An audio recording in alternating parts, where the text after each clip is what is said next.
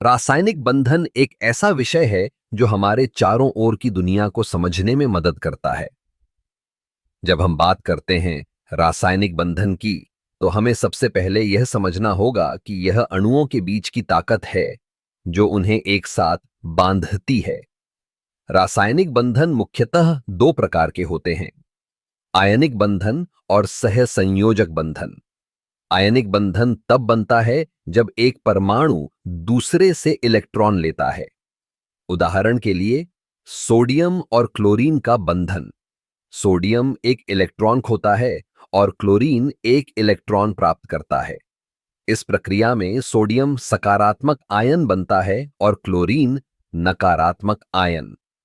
ये विपरीत चार्ज वाले आयन एक दूसरे को आकर्षित करते हैं, जिससे आयनिक बंधन बनता है। अब बात करते हैं सहसंयोजक बंधन की। यह तब होता है जब दो परमाणु एक दूसरे के साथ इलेक्ट्रॉन साझा करते हैं, जैसे कि कार्बन और ऑक्सीजन के बीच। कार्बन के पास 4 वैलेंस इलेक्ट्रॉन होते हैं, जबकि ऑक्सीजन के पास 6। दोनों मिलकर अपने इलेक्ट्रॉन साझा करते हैं, जिससे एक मजबूत बंधन बनता है। अब रासायनिक बंधन के कुछ महत्वपूर्ण गुण भी हैं, जैसे कि बंधन की ताकत, जो बंधन के प्रकार पर निर्भर करती है।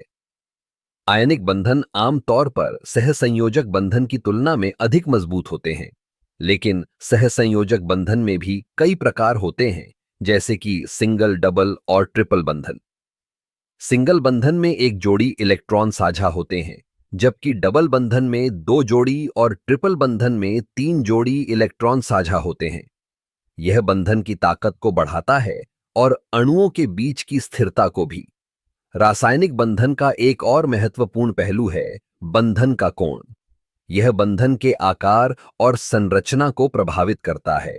जैसे कि पानी के अणु में ऑक्सीजन और हाइड्रोजन के बीच का बंधन कोण लगभग 104.5 डिग्री है। यह बंधन के गुणों को भी प्रभावित करता है, जैसे कि पानी का उच्च उबालने का तापमान। तो रासायनिक बंधन न केवल अणुओं को एक साथ बांधता है, बल्कि यह उनकी विशेषताओं और व्यवहार को भी निर्धारित करता है। जब हम रासायनिक बंधनों को समझते हैं, तो हम यह भी समझते हैं कि कैसे विभिन्न पदार्थ एक दूसरे के साथ प्रतिक्रिया करते हैं और नई रासायनिक प्रतिक्रियाएं उत्पन्न करते हैं। इस प्रकार रासायनिक बंधन का अध्ययन न केवल विज्ञान के लिए महत्वपूर्ण है, बल्कि यह हमारे दैनिक जीवन में भी महत्वपूर्ण भूमिका निभाता है। यह है हाँ, हमें यह समझने में मदद करता है कि हमारे चारों ओर की दुनिया कैसे काम करती है।